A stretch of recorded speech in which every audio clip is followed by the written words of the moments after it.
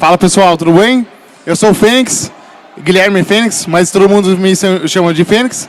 E eu sou o cofundador e também host do Flow Games, né? Esse aqui. E hoje eu vim aqui, a convite da Campus Party, para falar sobre podcasts no Brasil, como que eles mudaram a comunicação no país e como que eles são importantes hoje, né? Num contexto geral, para informação e comunicação no país. Vamos lá. Vou passar o slide aqui. Começando falando sobre um pouco sobre podcast no geral, né? Que são esses aí são os primeiros, até onde eu sei, do Brasil, né? O Nerdcast começou em 2006. Eu acompanho muito, adoro o Nerdcast. Rapadura Cast também é muito bom. Matando Robôs Gigantes, que é um parceiraço do Nerdcast também, muito bons. Eles começaram lá nos primórdios, né? Como um tipo de conteúdo muito diferente que já era feito lá nos Estados Unidos e tal, que é só um formato de áudio, uma conversa de áudio, uma brincadeira de áudio, muito diferente do que a galera estava acostumada na época. Inclusive, em 2006, o YouTube tinha 1 ano só, e não era nem da Google ainda, o Google não tinha comprado o YouTube. Então era realmente o início dos conteúdos em internet. E eles revolucionaram muito esse meio porque eles criaram esse conteúdo mesmo no Brasil e depois deles vieram milhares de podcasts que a gente ouve em várias plataformas como Spotify, tem também o Google Podcasts, Apple Podcasts, enfim, né? E aí depois vieram os videocasts, mesacasts, né? A galera chama de várias coisas que são o Flow, Podpah, Vênus, são vários podcasts que vieram no Brasil depois do Flow, né? O Flow foi um dos principais iniciadores desse tipo de conteúdo no Brasil mesmo, que veio também dos Estados Unidos, né? O Igor e na época também o Monark, eles fizeram e inspiraram no Joe Rogan, que é um criador de conteúdo americano que fazia esse estilo de conteúdo de mesacast, que envolve uma conversa, uma mesa, geralmente. Não é uma entrevista, é um bate-papo com um convidado e também é em vídeo, além de podcast, né? Então você pode ouvir todos esses só áudio, tem no Spotify e tudo, mas ele criou essa nova identidade que é visual. Você assiste o vídeo e tal. E, inclusive, o Spotify recentemente incluiu a possibilidade de você ouvir o podcast com um vídeo. Você assiste o vídeo no Spotify até. Então, mostrando como os videocasts, mesacasts, eles pegaram essa fórmula de podcast e revolucionaram de novo ele para um novo formato e mudaram de novo essa indústria, né? E na verdade, o podcast estourou mesmo com esses podcasts aqui. Ele começou a ter programas muito maiores, com convidados muito grandes, e aí a gente vem para o próximo ponto, que são... Opa, passei um. Que são os programas marcantes. E aí eu peguei uns programas aqui do Flow que mostram o tópico dessa palestra aqui, que é como que os podcasts revolucionaram o meio de comunicação no Brasil. O Flow recebeu o Bolsonaro, que era um presidente em atuação, ele era presidente do Brasil quando ele foi, recebeu também o Lula, que estava candidato com o presidente antes de ser presidente, né? Hoje ele é presidente da República. Recebeu o Ronaldo, um dos maiores jogadores da história do país de futebol. Recebeu o Haddad, recebeu o João Dória, recebeu o Covas, recebeu vários políticos e várias personalidades do meio, né? Danilo Gentili, várias personalidades famosas foram no Flow e criaram um meio de comunicação com essas pessoas que não existia antes. Antes do Bolsonaro ir no Flow, você não tinha como ter um papo tão diferente de 4 horas e meia com o presidente do Brasil em outra plataforma. Você não tinha essa possibilidade. E a mesma coisa com o Ronaldo, por exemplo. Você não via o Ronaldo, jogador de futebol, batendo papo por 2 horas e meia com os caras numa mesa. Então é um meio de comunicação novo que foi criado graças a esses podcasts e que ajuda muito as pessoas saberem mais da personalidade dos convidados que vão lá. Então, por exemplo, eu, pessoalmente, gostei muito do podcast com o Ronaldo, porque eu era muito fã dele, ele jogou no Corinthians, sou corintiano, só que eu nunca tinha ouvido ele falar há muito tempo. E aí, nesse podcast, foi muito legal. ouvir ele falar e conhecer mais sobre ele, ver como ele se sai num papo tipo, que não tem roteiro, não tem nada programado, ele só se vira no papo, uma conversa mesmo, e aí você vê a real identidade da pessoa, né? E aí a gente vem para o último passo, que é o Flow Games. Aí entra a minha parte. Com esse intuito, né, o Flow criou o Flow Podcast lá em... Quando foi, né? 2018, o Flow Podcast começou. E foi muito difícil para eles. Eles ralaram muito nos primeiros 2 anos, mas depois eles começaram a deslançar e crescer essa comunidade de podcast no Brasil. E aí surgiu o Podpah, derivado do Flow, o Vênus Podcast, e depois a gente criou o Studios Flow, que tem vários podcasts na casa, que eu vou passar por eles depois, mas são mais de 8 projetos já nascidos do Flow, para incentivar esse mercado de podcast, de MesaCast no Brasil e comunicar mais sobre mais informações, mais temas diferentes, e vocês vão ver como que mudou tudo. E com esse intuito que a gente lançou o Flow Games em maio de 2022, o ano passado, a gente lançou o Flow Games para ter esse espaço de comunicação com pessoas que você normalmente não vê, então pro players, dubladores, desenvolvedores de jogos, para eles terem esse espaço para comunicar, conversar com a gente lá na mesa, bater um papo. Então, por exemplo, o Rafa Grossetti, ele já tinha ido no Flow, mas quando ele vem no Flow Games, a gente tem um papo mais profundo sobre games com ele, o que ele acha. Ele foi no Flow Games 2 vezes, essa foi a primeira, quando lançou o God of War, que ele, quem não sabe, o Rafael Grossetti é o diretor de arte do God of War. Então ele é um cara que tem um cargo muito alto, trabalha lá em Santa Mônica, nos Estados Unidos. E ele recentemente saiu da Santa Mônica e foi para a Netflix, para lançar um novo jogo da Netflix. E ele voltou no Flow Games, lá em Los Angeles, que a gente foi agora, e ele contou um monte de coisa sobre a carreira dele na PlayStation. Ele até contou uns furos lá que depois viraram notícias. Então é muito legal a gente ter esse espaço de 2h30 de conversa com o cara, que ele tem muita informação para dar, ele tem muito conhecimento único da área dele, que ele empreendeu em todos esses anos trabalhando, que ele consegue divulgar lá no programa, e a gente, na conversa, vai extraindo isso dele, diferente de uma entrevista que dura menos e é mais difícil de extrair tanto. A mesma coisa com dubladores. É muito legal dar esse espaço para ouvir os dubladores falarem. O Ricardo Juarez, inclusive, foi o Johnny Bravo, né? Para quem assistiu. E ele é o Kratos no God of War. Então é muito legal dar esse espaço para ele ouvir, ele falar como que foi essa experiência para ele de dublar um jogo. E ele fala com amor, ele ama o personagem, ele ama o jogo. Ele fica muito triste que acabou o jogo, né? Não tem outro jogo aí para vir, por enquanto. E a mesma coisa com pro players de esportes. A gente, no Flow Games, a gente criou 3 vertentes. Foi o Flow Game News, que a gente acompanha notícias, lançamentos, eventos, quando tem PlayStation Showcase, Xbox Game Showcase. Quando tem um evento na marca, a gente acompanha no Flow Games. O The Game Awards, que é o Oscar dos games, a gente fez isso. A gente acompanhou o evento ao vivo, a galera assiste com a gente, é muito legal. E a gente, toda sexta-feira, inclusive hoje, depois daqui eu vou lá para o Flow Games, que a gente tem o programa ao vivo lá, falando das notícias da semana dos games.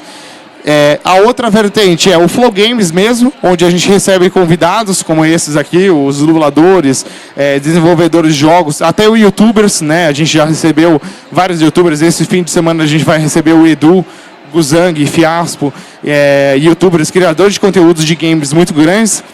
E a gente tem o MD3, que a ideia dele é a cobertura do mundo do esportes, que por mais que ele esteja dentro do mundo dos games, é um outro público às vezes, o papo é muito diferente, a conversa é muito diferente, tem muitas coisas específicas de esportes que não estão inclusas no mundo dos games, e por isso que a gente trouxe os meninos que foram do Combo Podcast, que era um podcast antigo, eles vieram para o Flow Games para inaugurar o MD3, que tem sido até um sucesso. Em podcast de esportes, pode-se dizer que eles são o maior da América Latina inteira.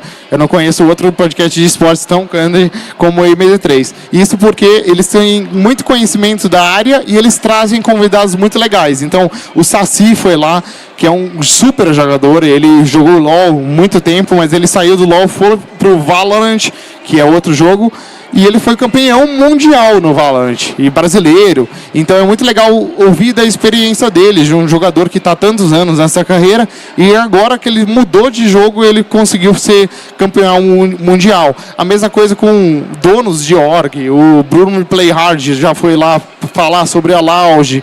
Então a gente cria esse espaço que tem uma conversa muito real, verdadeira e com muita opinião sobre o assunto.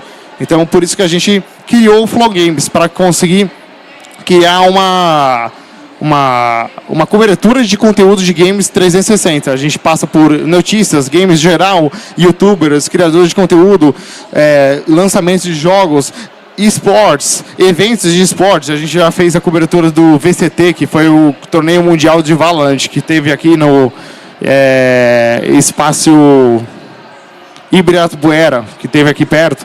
Então a gente, com o Flow Games, a gente traz essa vertente do Flow de trazer a informação de uma forma diferente, só que no mundo dos games. E agora falando um pouco dos programas, os números, né, desse meio de podcast, é meio doido, né? Porque vocês viram, é desde 2018. Então fazem 5 anos que existem esses MediaCasts no Brasil. Nesse tempo, o Flow sozinho, só no YouTube, o canal dele, tem 1,7 bilhões de views. E aí temos os outros projetos da casa, o Ciência Sem Fim, que está aqui do lado, inclusive. Eu estava lá agora, no programa do Sergião Sacani. É um podcast também do Flow. E ele nesse tempo fez 121 milhões de views. A gente tem o Vênus Podcast, que é muito bom também, da Yas e da Cris. Ele tem 381 milhões de views. Também é dos Studios Flow, já recebendo o Chris Martin, o cantor do Coldplay. E isso que mostra a revolução da informação. O Chris Martin, cantor do Coldplay, que é uma banda mundialmente famosa, foi no Vênus Podcast conversar com elas sobre qualquer coisa. Não tinha roteiro, não tinha o que falar. A ideia era conversa. E ele topou isso porque a ideia de trazer informação por esse meio é muito legal. A mesma coisa com o Flow Sport Clube, que já recebeu diversos jogadores de futebol gigantescos. Já recebeu o Tite, que foi o técnico da seleção brasileira na última Copa do Mundo, né? E que tem 242 milhões de views. E aí a gente tem o Prosa Guiada também, que é um podcast da Amy White, que a gente agora está numa pausa, mas a gente está reestudando. Também é um podcast do Studios Flow. E além desses aqui, tem outros podcasts. Tem o Avesso, tem o Amplifica, que é de música. Tem vários podcasts que o Studios Flow criou para abranger vários nichos de informação e trazer esse tipo de comunicação de uma forma diferente. E aí a gente tem o Flow Games, que nesse 1 ano e 3, 4 meses que a gente tem de projeto, a gente já tem 114 milhões de views conjuntas no canal do YouTube, o que pra gente é muita coisa. E aí a gente tem lá em cima o número total do Studios Flow. O Studios Flow, todos os podcasts que a gente tem na casa, dão quase 5 bilhões de views. 4,7 bilhões de views. E todos eles somados têm 14,5 milhões de inscritos. É muita coisa, é muito número em tanto pouco tempo. E isso que eu digo que revolucionou o mercado. Porque os podcasts com o Nerdcast, eles estão há anos aí, eles construíram a base e para chegar a esses podcasts também e eles decolarem em cima dessa base. Então é muito legal ter essa diferença de conteúdos, porque eu, por exemplo, eu ouço muito o Nerdcast. Eu adoro o Nerdcast. Mas eu também ouço os outros podcasts do Flow, o próprio Vênus, Flow Sport Clube, porque é legal a diferença do conteúdo. É um conteúdo diferente mesmo. A pegada é outra.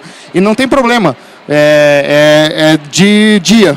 Tem dia que eu quero mais ouvir o Nerdcast, tem dia que eu quero ouvir mais o Flow, e vai indo. É legal ter essa diversidade de conteúdo também no meio para trazer informação de formas diferentes. E basicamente é isso. Eu fiz uma apresentação um pouco pequena demais, porque já acabou a apresentação, a gente tem mais 13 minutos. Eu queria saber, eu posso abrir para perguntas? Pode abrir para perguntas. Então eu queria abrir para perguntas para vocês falarem um pouco comigo. E a ideia é a gente conversar sobre esse tipo de conteúdo, podcast e tal. Então se vocês tiverem pergunta, levanta a mão, que o meio... já tem uma aqui. Fala aí. Boa tarde, meu nome é Luiz. A pergunta que eu queria fazer é que fica de pé? Tem eu e mais um amigo meu, que a gente tem um projeto que a gente está escrevendo lá para nossa cidade, Caxias do Sul, lá no Rio Grande do Sul ainda, que a gente está querendo trazer um podcast de jogos, assim. A gente acompanha vocês, a gente adora o Flow, o MD3, tudo, a gente acompanha desde que começou.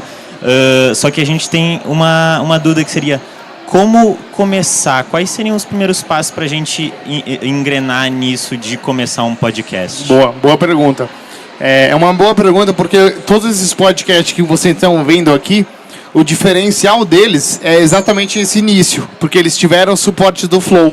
O Flow, nesses anos, ele aprendeu muito como funciona esse tipo de conteúdo e muito como que a gente cresce com esse tipo de conteúdo. Então, coisas como câmera, operação, cortes, várias coisas. Quando a gente iniciou o Flow Games, já tinha todo esse know-how vindo do Flow. É realmente difícil. Qualquer conteúdo que você vá criar, você tem que criar para aprender mesmo. Você só aprende criando.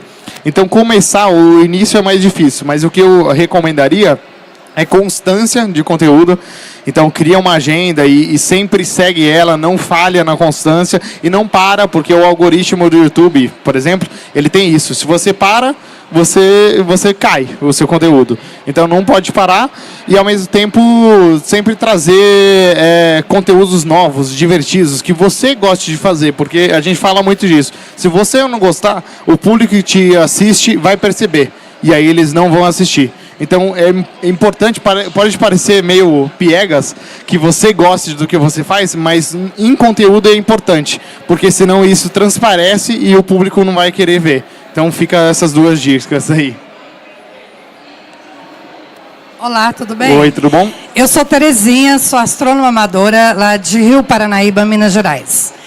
E o que a gente faz, o conteúdo, é um conteúdo presencial, que a gente coloca os telescópios na rua e mostra toda a astronomia amadora, a astronomia raiz para as pessoas. Somos um projeto de 20 mulheres com os telescópios e mais outro projeto que se chama Garotos e Garotas de Estrelas.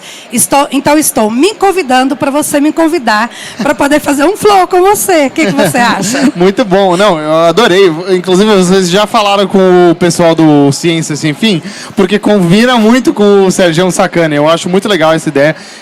Parabéns pelo projeto, fico muito feliz. Eu gostei do termo raiz, porque é realmente isso, ir na rua e fazer, muito legal. Como que chama de novo?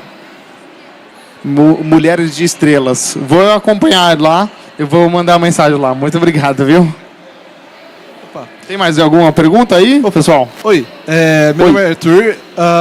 Cara, podcast, no geral, o MesaCast, são conteúdos bem extensos, né? Você tem programas de 2, 3, alguns até passando de 4 horas.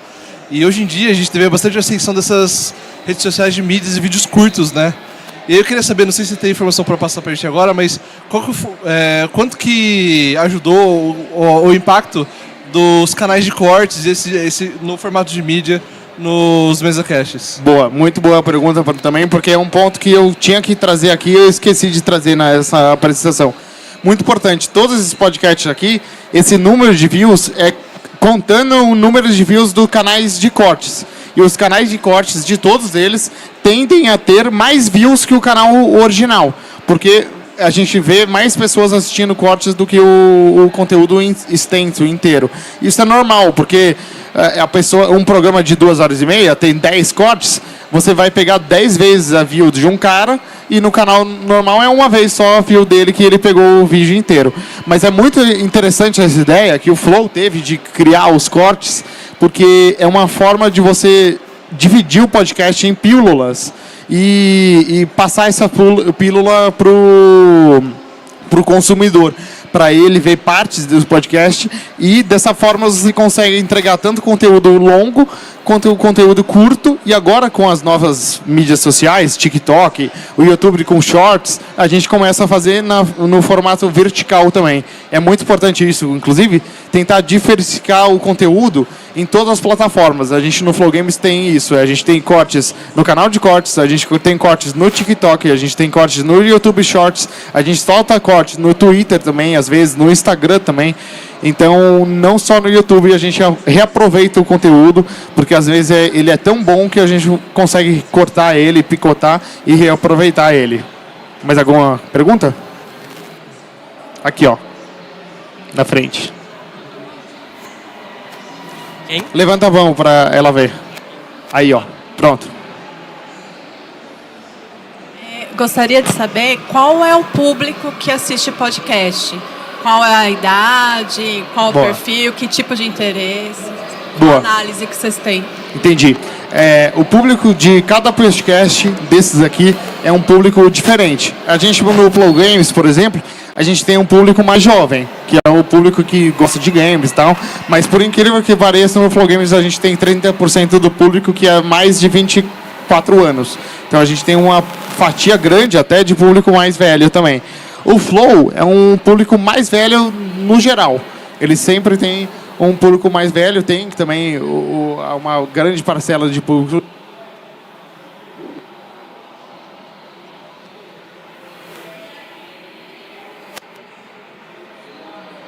Falou. Ali, foi. Voltou.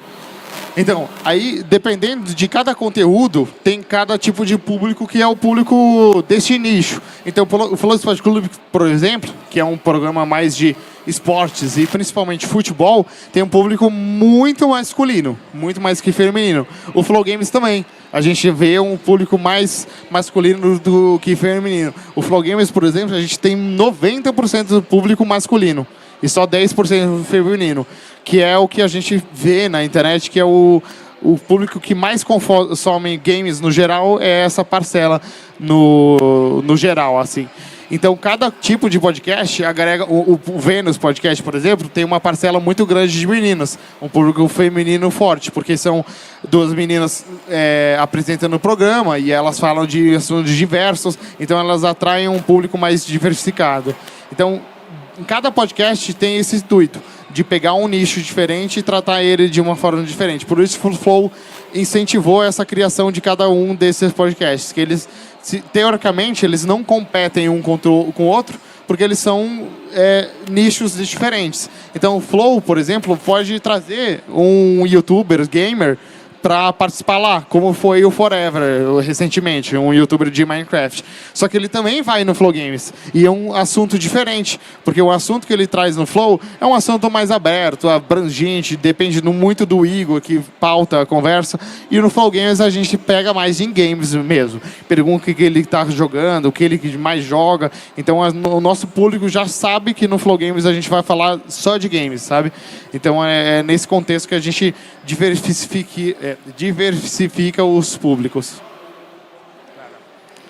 Ali, ó, mais uma pergunta. Tudo bom? Meu nome é Leandro.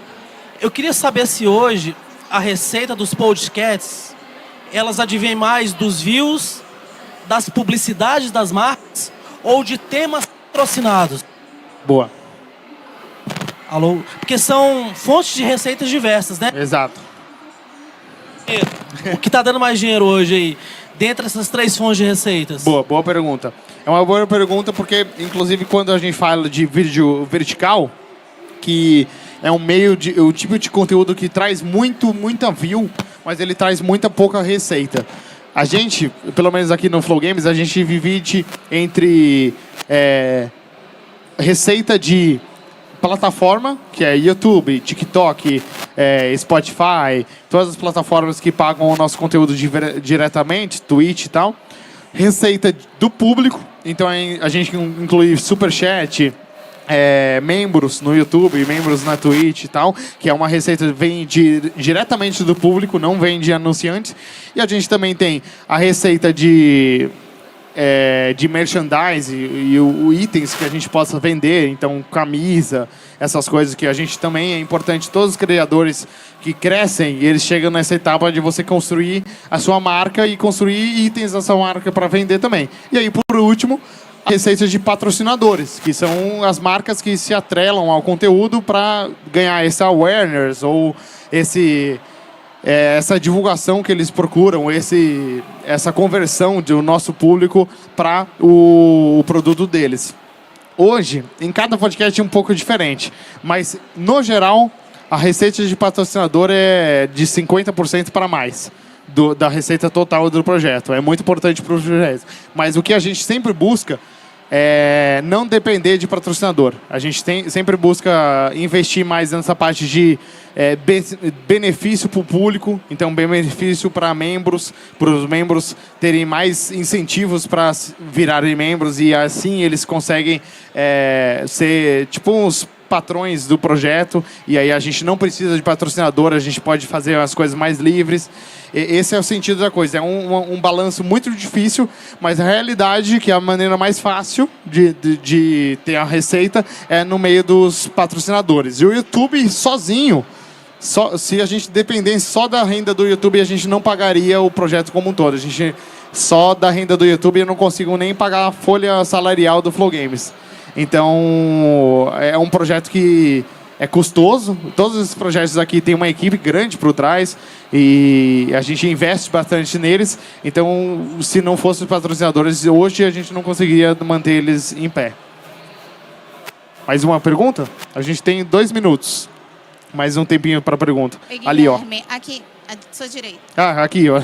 Desculpa. Guilherme, primeiro, obrigada pelo seu tempo e sua disponibilidade de estar aqui. A minha pergunta eu vou ser um pouquinho mais direta, já que tem pouco tempo. Recentemente, o Igor apareceu numa entrevista falando que ele não... Mais alto? Para eu levantar. Ai, sério? Recentemente, o Igor apareceu numa entrevista e ele estava comentando que ele não aceita pessoas que se oferecem para pagar, para estar ali. Assim como também ele não aceita que patrocinadores cheguem até o podcast e digam quem pode ou quem não pode sentar ali. Ele citou algumas figuras polêmicas com as quais ele teve problema. O Flow hoje ele é um podcast muito grande, então é interessante para as pessoas estarem ali. Mas um podcast que está iniciando, como que ele capta pessoas que não tem... Quando um podcast está iniciando, ele não tem tanta visibilidade, né? Então, que dica você daria para uma pessoa que está iniciando nessa área? É uma boa pergunta e muito difícil, porque como que você atrai pessoas como convidados para o meio? Depende do nicho que você estiver. Por exemplo, um exemplo na minha cabeça. Se você estiver no meio de games e você iniciar um podcast de meninas gamers que jogam e tal, você consegue ter um espaço diferente, um papo diferente para atrair youtubers, meninas que jogam. E às vezes você fazendo convite, ela topa vir. A gente trabalha hoje só por meio de convite. Então a gente convida a pessoa, se a pessoa quiser, ela vem. Se ela não quiser, não vem mesmo. E o Igor tem essa filosofia muito forte no Flow, que ele não aceita ninguém pagando para ir, porque a partir do momento que tem dinheiro em qualquer uma das duas partes, a conversa já é outra, é diferente. Não é uma conversa tão franca como quando o cara quer só vir para bater papo. Então, realmente é difícil. Eu não aconselharia pagar mesmo para vir ninguém, ainda mais no início, porque não vale isso. E o que eu aprendi muito com Flow Games é investir em conteúdo próprio, para não depender de convidados. Então, a gente desenvolveu alguns tipos de conteúdos que a gente não precisa de convidados. Então, o próprio Flow Games, que a gente tem convidados, a gente desenvolveu um programa novo que é sem convidados, é só tema. A gente, os 4 na mesa, só falando sobre temas e a gente consegue construir esse conteúdo. Conforme o podcast for subindo, crescendo, os convites vão ficar sendo mais fáceis e vai surgir pessoas que querem vir, né? Então, é muito difícil mesmo, no início, conseguir atrair as pessoas. É muito... pelos contatos que você tem, as pessoas que você conhece, e assim vai. Bom, a gente acabou aqui. Não vai dar para fazer a pergunta do amigo aqui que levantou a mão. Mas muito obrigado, pessoal. Muito obrigado a todos pelo tempo de vocês. Muito obrigado por ficar aqui. E é isso. Obrigado.